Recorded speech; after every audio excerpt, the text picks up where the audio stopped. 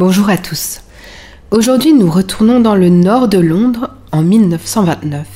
Alerté par les phénomènes qui se déroulaient dans un presbytère situé à Borley et qui était alors occupé par la famille Smith, le Daily Mirror a envoyé un journaliste sur le terrain et une série d'articles sont alors apparus dans la presse. Le Daily Mirror a ensuite demandé l'intervention d'Harry Price. Ce dernier, intrigué par l'affaire, ne soupçonnerait pas qu'il enquêterait sur ce cas pas moins de 10 ans et qu'il continuerait ses visites à Borley jusqu'à sa mort. Comme la plupart d'entre vous le savent, Harry Price enquêtait sur les phénomènes paranormaux. C'est un peu le pionnier des chasseurs de fantômes. Il était connu avant tout pour son approche sceptique et scientifique, car Price dénonçait les fraudeurs, n'hésitant pas de surcroît à utiliser des équipements modernes pour l'époque, tels que des appareils photographiques et des instruments de mesure. Par ailleurs, Price fondera son propre laboratoire de recherche psychique à Londres en 1925 pour offrir un lieu où les phénomènes paranormaux pourraient être étudiés dans un cadre contrôlé rigoureusement. En vérité, le presbytère de Borley, c'est l'enquête d'Harry Price. Il y a consacré une grande partie de sa vie et écrira 2 livres, le premier en 1940 intitulé « La maison la plus hantée d'Angleterre » et en 1946 « La fin de Borley Rectory ». Bien que ses conclusions seront critiquées par ses détracteurs comme vous le verrez tout à l'heure, son enquête n'en reste pas moins l'une des plus célèbres dans l'histoire des phénomènes paranormaux. Bien qu'Harry Price soit respecté pour sa rigueur scientifique, il était également critiqué pour son scepticisme excessif, et dans cette affaire il sera contre toute attente accusé d'avoir exagéré les faits qui ont pris place dans le presbytère. Mais avant de développer ce passage-là, il est essentiel de retourner au presbytère de Borley en 1929.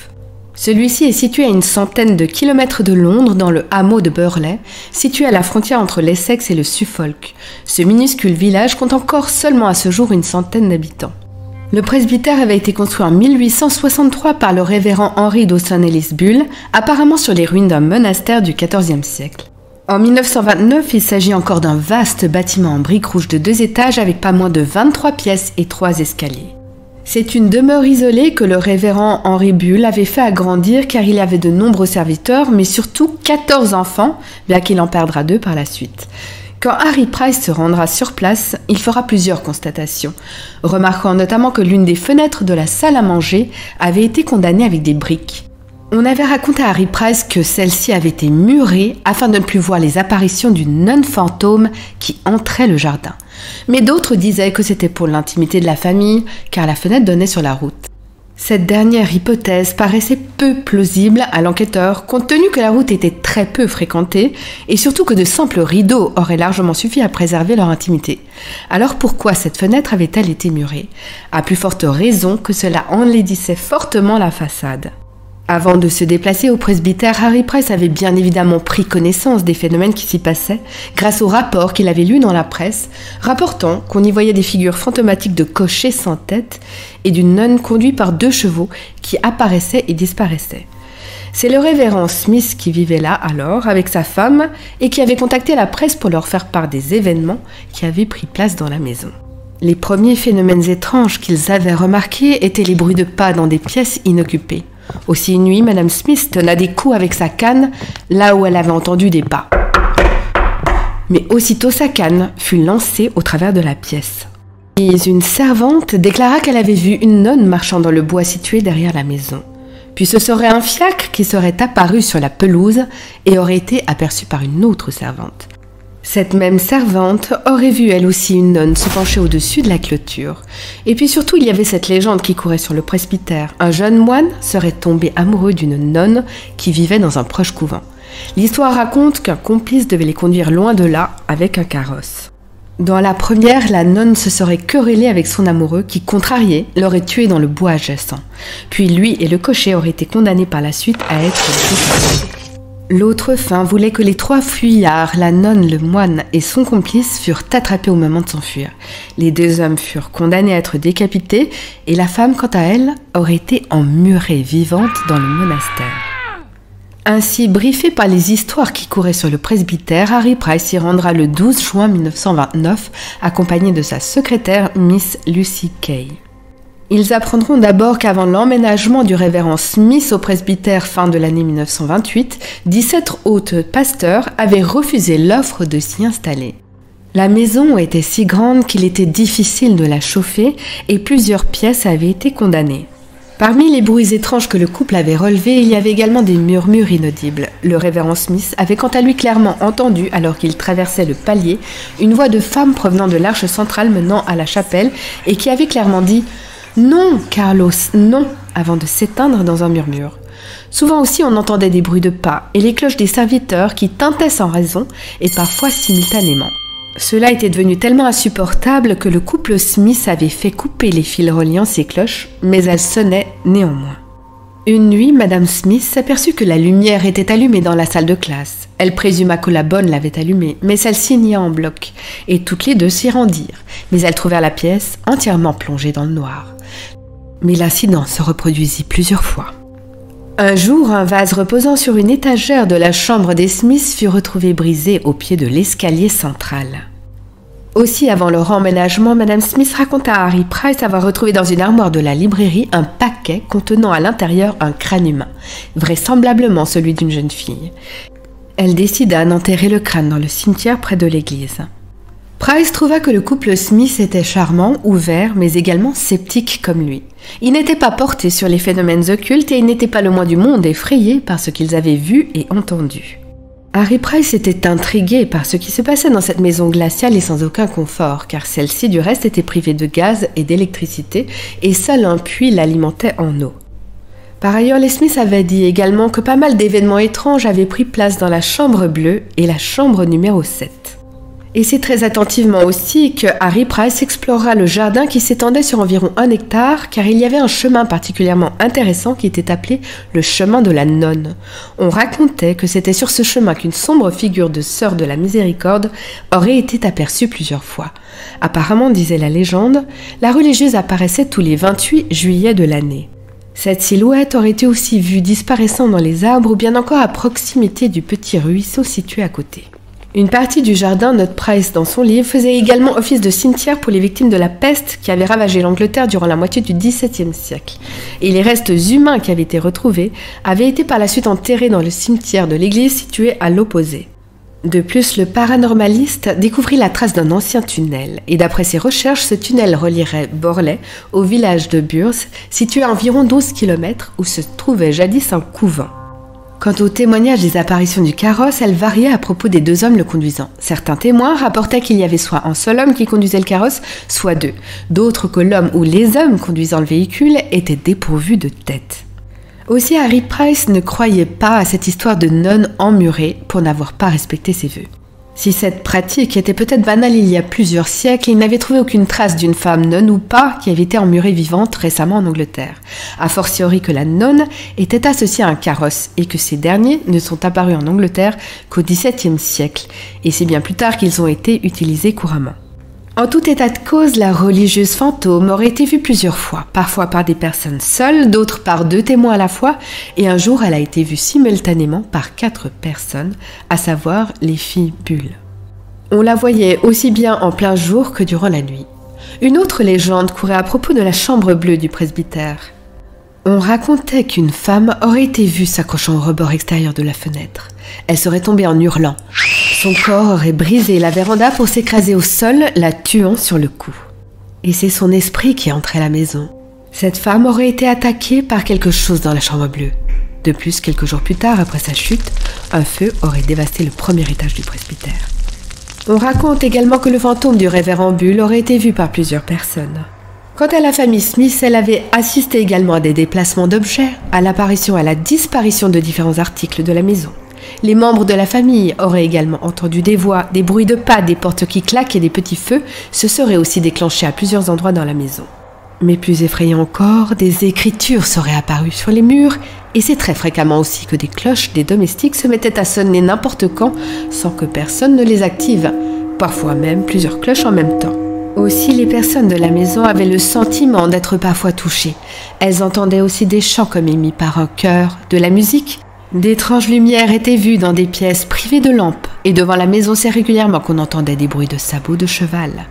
D'autres phénomènes avaient aussi été relevés, des odeurs inexpliquées d'encens ou de lavande, et à plusieurs reprises une fumée étrange aurait été aperçue dans le jardin. En vérité, Harry Price apprendra que cela faisait plus de 50 ans que ces phénomènes se déroulaient dans le presbytère. Le 12 juin 1929, à son arrivée, Harry Price avait exploré la maison de fond en comble, de la cave au grenier, prenant des mesures et scellant derrière son passage toutes les portes et les fenêtres. Il interrogera aussi Mary, une femme de ménage qui avait elle aussi vu le carrosse avec 2 chevaux bruns sur la pelouse. Mary l'avait vu à 2 reprises. Elle avait également aperçu un homme sans tête qui avait ensuite disparu. Aussi dans la maison, elle avait entendu des bruits de grattement inexplicables à la fenêtre du salon. Le soir, Price avait fait le guet dans la petite maison d'été qui avait été installée. Il y était allé avec un autre enquêteur, Mr. Wall. Tous les deux distinguèrent ce soir-là dans l'obscurité une figure sombre glisser en direction du ruisseau. Puis comme on n'y voyait plus rien, ils décidèrent de retourner au presbytère. C'est alors qu'ils entendirent un terrible bruit de fracas. Une épaisse vitre du toit de la véranda se brisa à leurs pieds, manquant de peu de les blesser gravement. Ils aperçurent alors une brique sur le sol. Ils fouilleront ensuite toutes les pièces de l'étage situées juste au-dessus de la véranda, mais les fenêtres de celle-ci étaient bel et bien restées scellées. Qui avait donc pu jeter la brique et surtout comment ? Les 2 enquêteurs redescendirent ensuite dans le hall quand ils entendirent un nouveau crash. Un chandelier, qu'ils avaient aperçu sur le bord de la cheminée de la chambre bleue, venait d'effectuer un vol plané au-dessus de leur tête pour se briser au pied de l'escalier principal. Gardant la tête froide, les 2 hommes fouillèrent l'étage puis redescendirent dans le hall, éteignant toutes les lumières. C'est alors qu'ils entendirent quelque chose rouler dans les escaliers et virent alors qu'il s'agissait d'une boule de naphtaline. Ils rallumeront les lumières et verront alors rouler dans les escaliers les objets suivants: galets, morceaux d'ardoise, et entendront ensuite simultanément les cloches de la maison tinter. Aussi ce soir-là, après un repas en compagnie des Smiths, les clés de la porte de la librairie et du salon tombèrent en même temps, et ce encore une fois sans aucune explication, car l'examen des serrures intactes ne pouvait expliquer ce phénomène.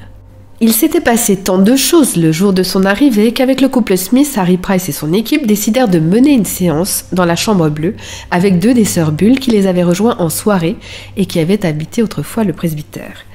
Au début de la séance, alors qu'Harry Price demandait à l'entité de se manifester, ils entendirent un tapotement à la fenêtre qui se répétera ensuite un peu plus fort, puis un tapotement derrière le miroir de la coiffeuse. D'autres tapotements se feront ensuite entendre. Les réponses obtenues durant cette séance indiquaient que l'entité se disait être le révérend Bull. Il était là simplement pour attirer l'attention et non pour les effrayer. Et durant la séance, un morceau de savon placé sur le rebord d'un lavabo heurtera un vase. Le lendemain, Harry Price interrogera longuement 3 des sœurs Bull, Ethel, Freda et Constance. Elles étaient les sœurs de Harry Bull, qui étaient décédées et hantaient apparemment le presbytère. Et elles étaient aussi la fille de Henry Bull, qui avait fait construire le presbytère en 1963. Les sœurs Bull raconteront aux chercheurs qu'un soir de juillet 1900, alors qu'elles rentraient à Burley et qu'il faisait encore jour, elles virent dans le jardin une figure féminine avec la tête inclinée. Elle était habillée de noir et son habit ressemblait à celui d'une nonne. La figure glissait vers le ruisseau. L'une des sœurs inquiètes alla chercher la 4e sœur, Elsie Bull, qui était à l'intérieur du presbytère. Celle-ci ne crut pas en leur histoire de fantôme et décida d'aller parler à cette mystérieuse religieuse. Elsie marcha donc sans crainte dans sa direction et s'aperçut alors que la nonne avait une expression de colère affichée sur le visage. Aussitôt la figure s'évapora. Puis au mois de novembre, Ethel vit de nouveau la figure dans le jardin, mais cette fois se penchant au-dessus du portail. L'une des femmes de ménage, une cuisinière et un autre cousin qui séjournait alors chez les Bull, à ce moment-là, avaient également vu la nonne. Les sœurs Bull décriront la silhouette comme étant aussi réelle qu'un autre être humain. Elles aussi avaient été témoins à de nombreuses reprises que les cloches de la maison, qui étaient une 20aine en tout, sonnaient parfois de manière simultanée sans qu'aucune main humaine ne les ait activées. Elles diront aussi à Price qu'elles entendaient parfois comme un bruit d'eau inexpliqué. Aussi un jour, l'une des sœurs Bull avait été réveillée par une gifle alors qu'elle était seule dans sa chambre. Par ailleurs, sans explication et durant une très longue période, tous les soirs, elle entendait des bruits de grattement sur la porte de sa chambre.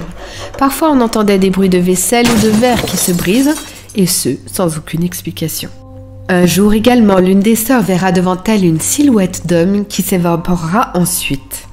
Par ailleurs, quand les sœurs étaient plus jeunes, tous les soirs vers 22h30, elles entendaient des bruits de pas qui s'arrêtaient devant leur chambre. Ensuite, elles entendaient 3 petits coups très distincts. Ce phénomène se serait reproduit plus d'100aine de fois. Un soir aussi, l'une des sœurs avait vu un vieil homme habillé de vêtements sombres et anciens, portant un chapeau haut de forme, se tenant près de son lit. Une autre fois, elle verra exactement la même figure assise au bout de son lit et la reverra par la suite à de nombreuses reprises. Leur frère Harry Bull, fils de Henry Bull, était resté au presbytère de 1892 à 1927. Lui aussi avait été témoin de nombreux phénomènes. Ainsi, alors qu'il était un jour au jardin avec son chien Retriever, ce dernier s'est montré craintif et s'est mis à geindre. Regardant dans la direction où le chien avait le regard intensément fixé, Harry verra les jambes d'un homme dont le reste du corps était dissimulé par un arbre fruitier. Et quand la silhouette se déplacera, Harry s'apercevra alors avec stupeur que le corps de l'homme était dépourvu de tête. La figure traversera ensuite la clôture pour disparaître dans le jardin. À une autre occasion, Harry Bull avait vu aussi un petit homme âgé se tenant sur la pelouse et qui pointait vers quelque chose. Comme Harry Bull s'approchait, la figure disparut. Mais Harry n'était pas effrayé par les fantômes qu'il voyait. Il avait également entendu à plusieurs reprises les bruits de sabots et de roues de carrosse qui devinrent de plus en plus forts et distincts comme il passait devant lui. Puis les bruits diminueront au fur et à mesure que le carrosse invisible devait s'éloigner. Une autre fois, il avait vu le fiacre visible tiré par 2 chevaux et conduit par un homme sans tête. Harry Bull, tout comme son père Henry et sa mère, était lui aussi décédé dans la chambre bleue. Ce serait lui qui, tous les soirs, marcherait à l'étage. Aussi, les sœurs Bull auraient raconté à Harry Price que plusieurs cercueils dans la crypte de l'église de Borley auraient été légèrement déplacés et sans aucune explication. Suite à cela, Harry Price visitera Edward Cooper et sa femme. Ils vivaient dans la ville de Sudbury. Edward Cooper avait été le jardinier de la famille Bull durant leur séjour. Avec sa femme, il occupait le petit cottage situé à côté du presbytère et qui avait été construit sur les anciennes écuries. Ils y étaient restés 3 ans, et tous les soirs, alors qu'ils étaient au lit, ils entendaient des bruits de sauts légers, comme ceux qu'aurait pu faire un chien, et qui provenaient du salon. Ce phénomène se produisait chaque soir de 22h à 23h, et se serait prolongé durant les 3 ans, et ce, jusqu'à un fameux soir où le couple entendit un bruit ressemblant à de la vaisselle brisée sur le sol. Depuis ce jour-là, le couple Cooper n'entendit plus jamais les étranges bruits de sauts. Toutefois, un jour, ils aperçurent à l'aube, encore couché, la silhouette d'un petit homme courant dans leur chambre, puis s'évaporant. Eux aussi auraient aperçu la nonne traverser le jardin, une autre fois à la fenêtre et un soir dans la cour. Chaque fois qu'ils la voyaient, elle se déplaçait sans émettre aucun son. Comme Harry Bull, l'ancien jardinier avait lui aussi été témoin du carrosse noir et avait aperçu 2 cochers portant des chapeaux hauts de forme. Durant sa première année d'enquête, Harry Price interrogera également un dénommé Fred Cartwright, un charpentier qui lui racontera avoir vu pas moins de 4 fois la nonne. Autrefois, il effectuait des travaux entre les villages de Borley et de Clare et sa route passait devant le presbytère. Il n'était pas au courant à ce moment-là de la réputation du presbytère et encore moins des histoires qui circulaient à propos d'une nonne fantôme. C'était exactement en 1929, juste après que les Smiths aient quitté les lieux après y avoir séjourné que quelques mois. À cette époque-là donc, le presbytère était inoccupé. Un jour, alors qu'il passait devant le presbytère à l'aube, il avait vu une nonne se tenant près du portail. Elle avait l'air parfaitement normale, mais il trouvait étrange qu'elle se tienne là sans bouger si tôt le matin. Les jours suivants, il ne vit rien, jusqu'à un jour où il vit à nouveau la même nonne au même endroit. Il lui porta cette fois-ci un œil plus attentif. Cette femme avait l'air tout à fait normale, sauf que ses yeux étaient fermés. Fred Cartwright, un peu déstabilisé, pensa alors que peut-être elle était tout simplement fatiguée et ne s'en tracassa pas davantage. Puis encore, quelques jours plus tard, toujours à l'aube et au même endroit, la nonne était toujours là, les yeux clos. Cette fois, il lui trouva l'air très fatigué et très pâle. Cette fois-ci, après qu'il l'ait dépassée, il se décida à oser un pas dans sa direction. Peut-être avait-elle besoin d'aide. Toutefois, quand il se retourna, la nonne avait disparu. Il se dit alors qu'elle avait dû rentrer à la hâte dans le presbytère. Enfin, la 4e et dernière fois qu'il l'avait vue, c'était encore quelques jours plus tard, même endroit, même heure. Il décida cette fois-ci de lui dire bonjour. Mais à peine avait-il atteint sa hauteur qu'elle avait disparu. Arrivé au portail, il s'aperçut stupéfait que celui-ci était fermé. Jamais plus il ne revit la nonne.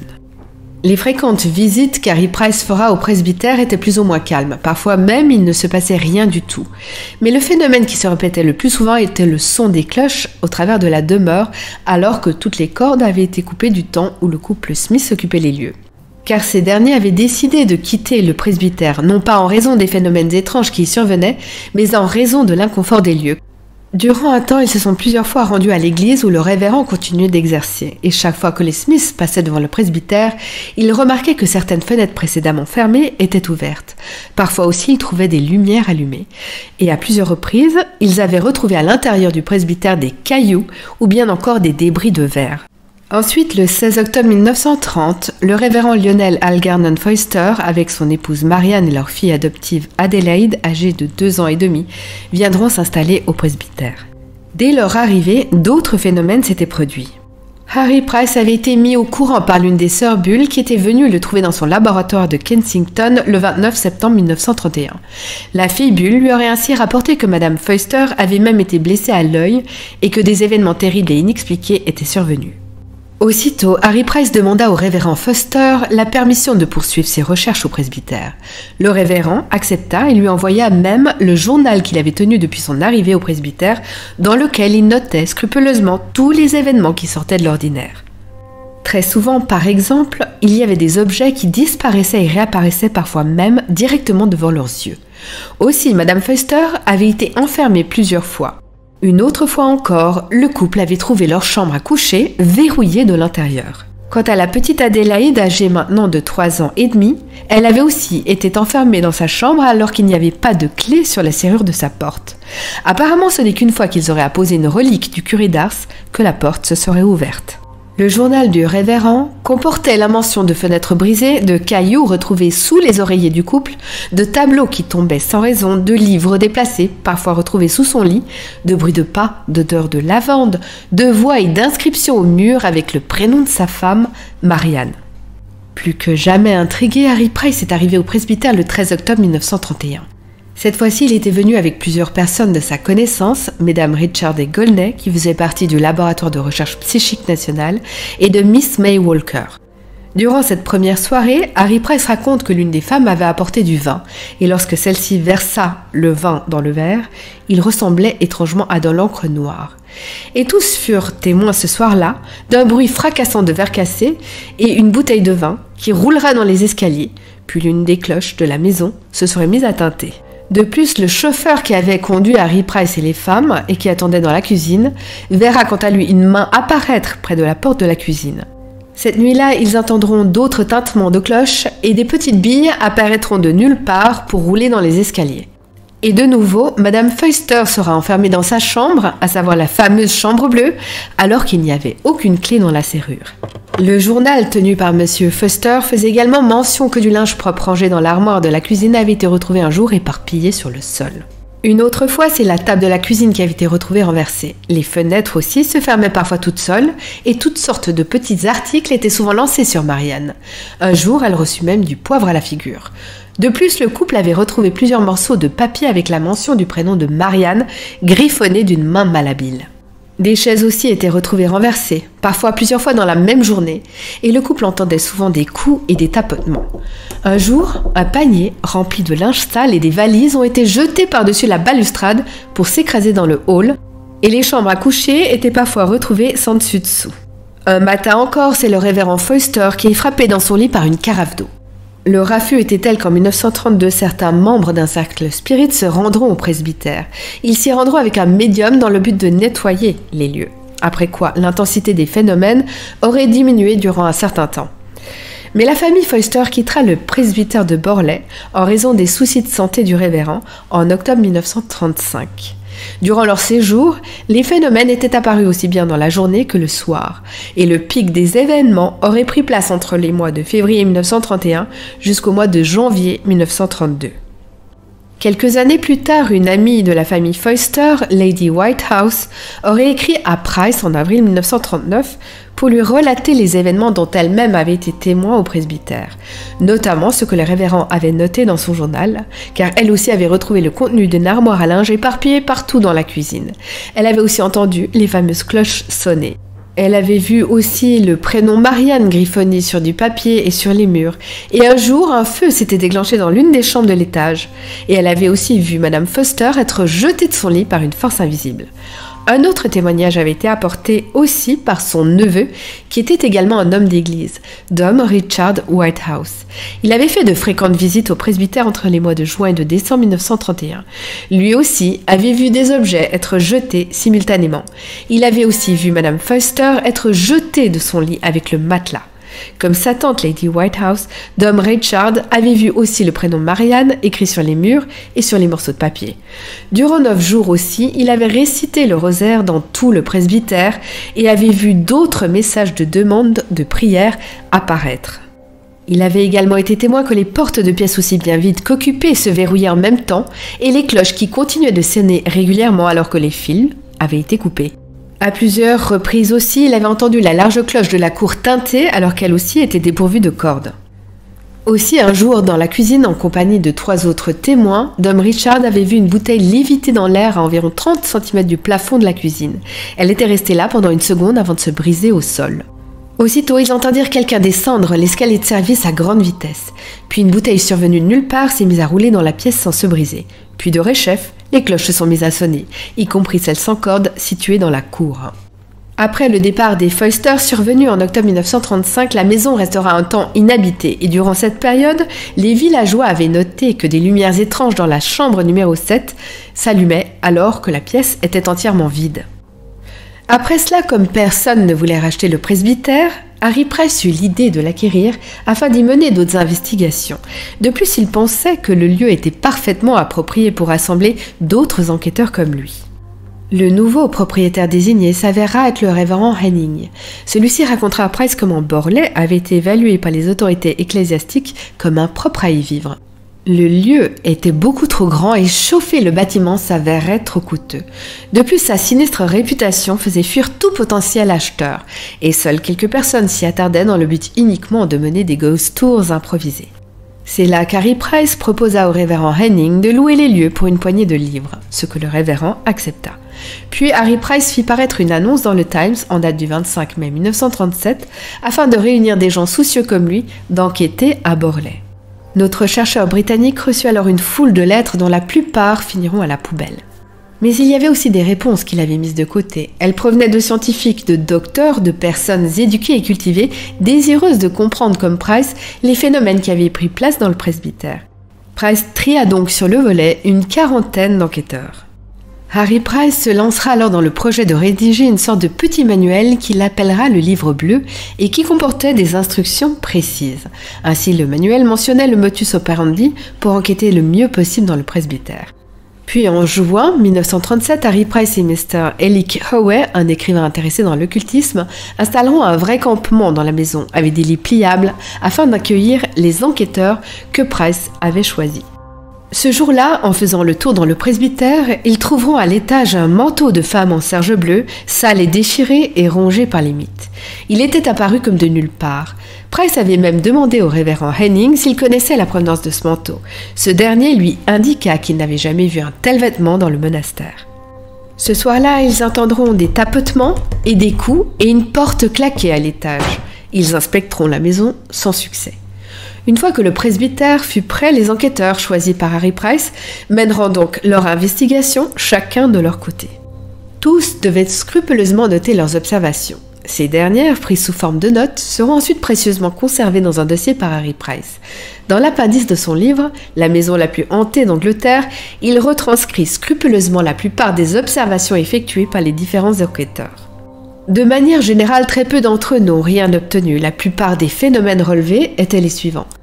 Tapotements, craquements, bruits sourds, courants d'air glacés, toutes portes et fenêtres fermées, bruits métalliques, pas entendus, et de nouveaux mots seraient apparus sur les murs. Un store aussi se serait balancé d'avant en arrière, et un sac de charbon de plus de 20 kilos se serait déplacé tout seul.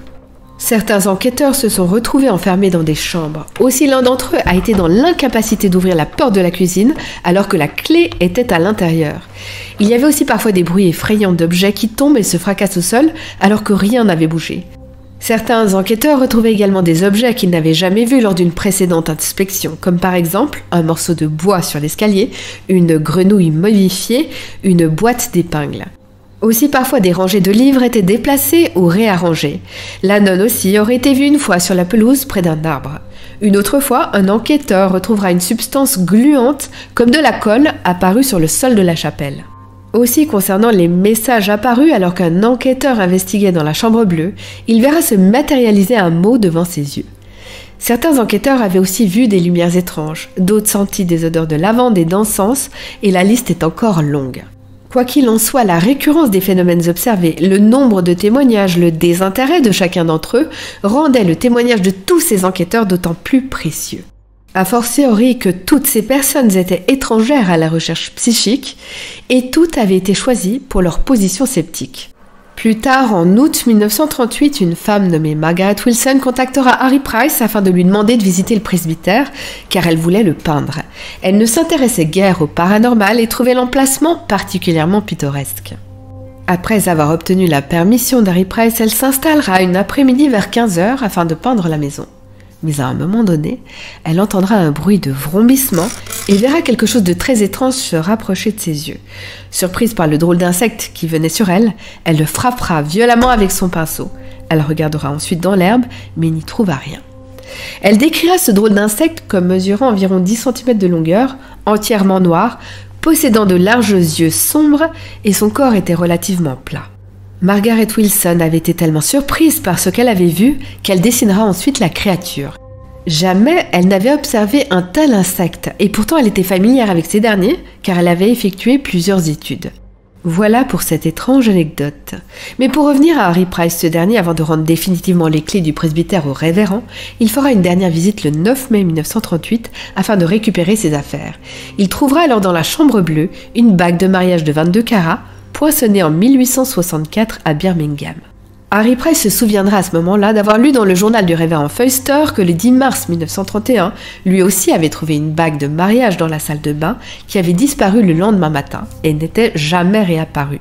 Cette bague était-elle la même ? Par ailleurs, concernant les messages griffonnés sur les murs et sur les morceaux de papier, c'était la première fois qu'Harry Price avait été confronté à ce phénomène. La plupart des messages comportaient le prénom Marianne. Certains messages demandaient de l'aide, des prières et des messes. Parfois aussi, c'était simplement des lettres. Ces messages, dira Price, avaient été faits avec du crayon graphite, mais certains avaient une écriture plus large que d'autres. Parfois aussi, l'écriture était plus ou moins appuyée. Ils avaient été écrits pour la plupart à une hauteur d'environ 150 cm, parfois aussi plus bas à une hauteur d'enfant. Aussi, Price avait noté que les écritures différentes suggéraient probablement qu'au moins 2 personnes, ou peut-être 2 entités, en étaient l'auteur. Aussi, à propos de ces messages, un certain M. Glanville, qui était un sceptique, avait malgré tout mené plusieurs séances de spiritisme avec son fils et sa fille dans le presbytère, précisément entre le 23 et le 25 octobre 1937. Il avait obtenu quelques réponses intéressantes. Tout comme lors de la première séance que Price avait faite en 1929 dans le presbytère, l'esprit qui communiqua avec eux disait s'appeler aussi Harry Bull, mais que ce n'était pas lui qui avait écrit les messages sur les murs.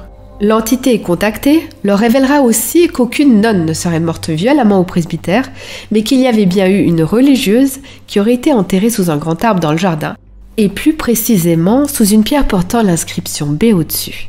Malheureusement, des recherches ne seront jamais faites, d'après ce que j'ai vu, pour rechercher cette pierre. Aussi, l'entité qui s'était manifestée disait en outre qu'il y avait une personne appelée Fadenoche, un moine, enterré lui aussi dans le jardin.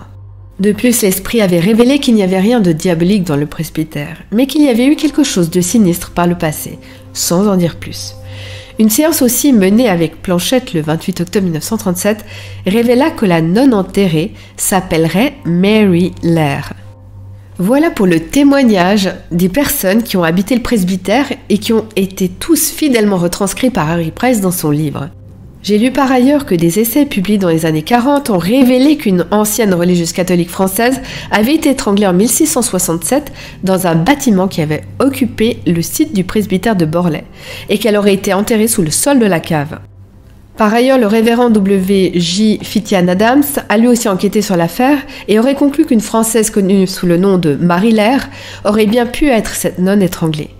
Par ailleurs, suite aux séances de spiritisme intervenues au monastère en 1937, la fille Glanville fera de nouveau une séance avec son frère, cette fois-ci à son domicile le 27 mars 1938. Durant cette séance, un esprit se serait ainsi manifesté affirmant s'appeler Senex Armures. Il indiquera à la fille Glanville qu'un feu consumerait le presbytère le soir même, précisément à 21h, et que des fouilles seront ensuite menées et qu'ils trouveront des ossements. Or, moins d'un an plus tard, le 27 février 1939, le capitaine Gregson, qui avait acquis le presbytère tout en vivant dans le cottage adjacent, renversera malencontreusement une lampe de paraffine alors qu'il rangeait des livres. Le feu se propagera ensuite rapidement dans le presbytère pour le ravager entièrement. Le capitaine, quand il rencontrera Harry Price, lui racontera différents événements étranges qui lui étaient arrivés quand il était au presbytère avec son chien. Un soir, celui-ci, surpris par quelque chose, s'était immobilisé, puis s'était enfui en hurlant pour ne plus jamais réapparaître. Aussi, le soir du feu, le capitaine Gregson racontera à Price, comme le font également d'autres villageois, qu'il avait vu 2 silhouettes au premier étage du presbytère, alors que celui-ci était dévasté par les flammes. De plus, un matin, le capitaine avait retrouvé des traces de pas dans la neige qui n'appartenaient ni à un animal ni à un être humain et disparaissaient au pied d'un mur dans le jardin du presbytère. Enfin, une figure féminine vêtue d'une robe bleue avait aussi été aperçue par plusieurs personnes dans la chambre bleue après la destruction par le feu, alors qu'il n'y avait plus rien qui soutenait le premier étage. En définitive, et après tous ces événements, Price était persuadé que le presbytère était bel et bien la maison la plus hantée d'Angleterre. Tout cela n'avait pas pu être que des hallucinations, il y avait trop de témoins.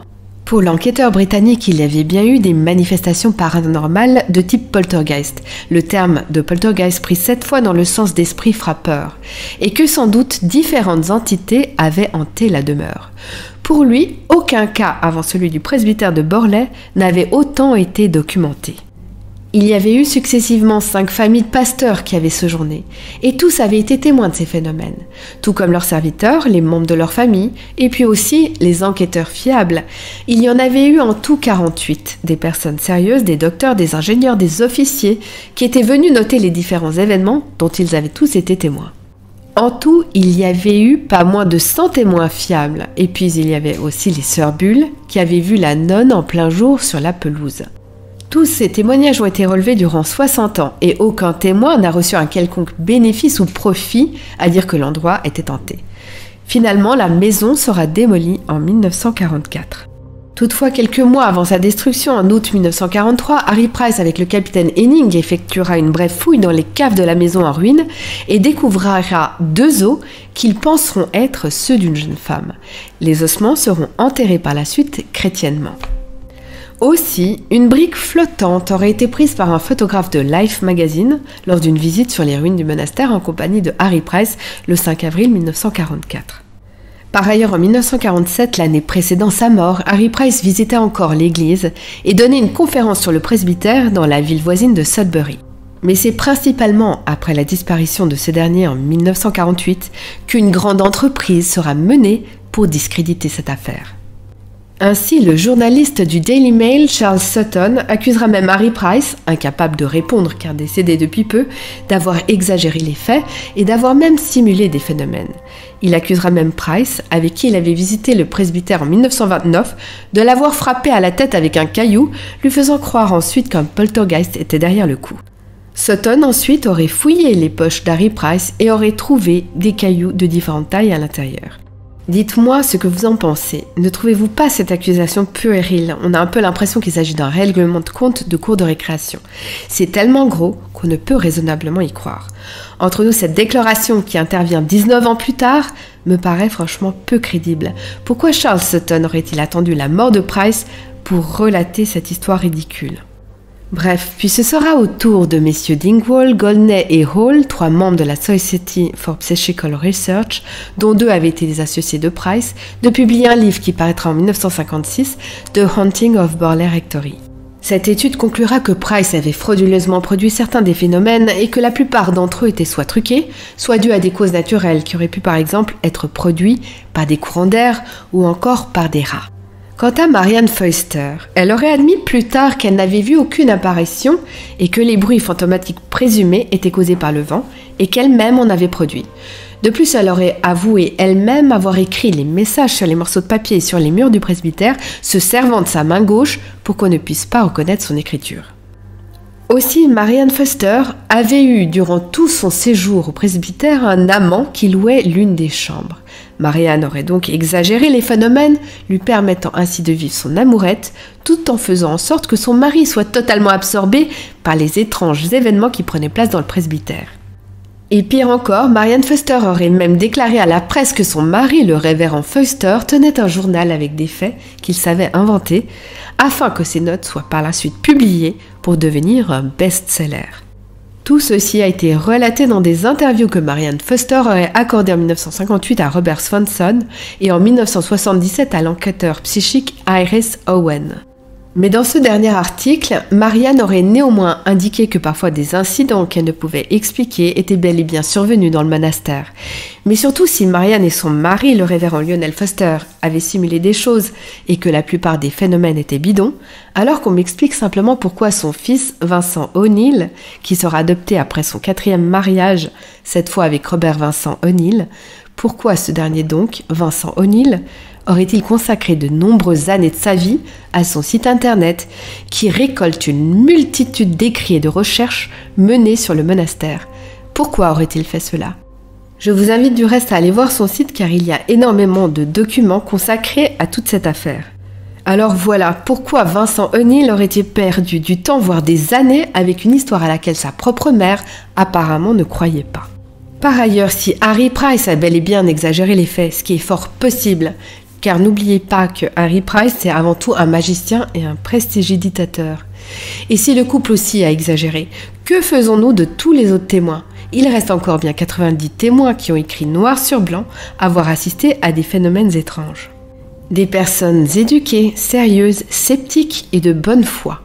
Si bien évidemment des causes naturelles peuvent produire des claquements de porte, des impressions de voix induites par les courants d'air, ces phénomènes naturels ne peuvent pas tout expliquer. Alors qu'on le veuille ou non, l'aura de mystère qui entoure le presbytère ne peut pas être mise à mal pour autant. Il s'est bien passé quelque chose d'extraordinaire dans le presbytère. Des personnes ont vu et entendu des choses qui ne peuvent pas être expliquées raisonnablement. Robert Hastings a été l'un des rares chercheurs de la Society for Psychical Research à défendre Harry Price, tout comme Paul Tabori et Peter Underwood, ainsi que Ivan Banks en 1996 et d'autres encore. Robert Hastings a défendu Harry Price car il fait partie de ceux qui, pour comprendre, cherchent et creusent et relisent les documents. C'est ce qu'il a fait. Pour Robert Hastings, les témoignages étaient si nombreux que les calomnies contre l'intégrité personnelle de Price étaient largement infondées. Hastings a en outre fait valoir que les auteurs du rapport Borley de la SPR voulaient simplement tirer la couverture à soi, ce qui est souvent le cas malheureusement dans tous les domaines. Chacun veut avoir raison et tous les autres ont tort. Et c'est la raison pour laquelle les opinions tranchées sont toujours à prendre avec des pincettes. Pour comprendre ce qui s'est passé au presbytère, il ne faut pas se fier aux critiques, il faut toujours remonter aux sources, et plus elles sont nombreuses, plus elles vous donneront une idée précise de la complexité du problème. Faire sa propre opinion en menant sa propre enquête, voilà comment approcher en tant soit peu la fragile vérité. Voilà pour cette histoire fascinante et complexe. Après la démolition du presbytère, l'activité, dit-on, se serait déplacée dans l'église. Le révérend Henning, qui était le dernier propriétaire de Borley, aurait lui aussi écrit une brochure sur ses expériences vécues dans l'église.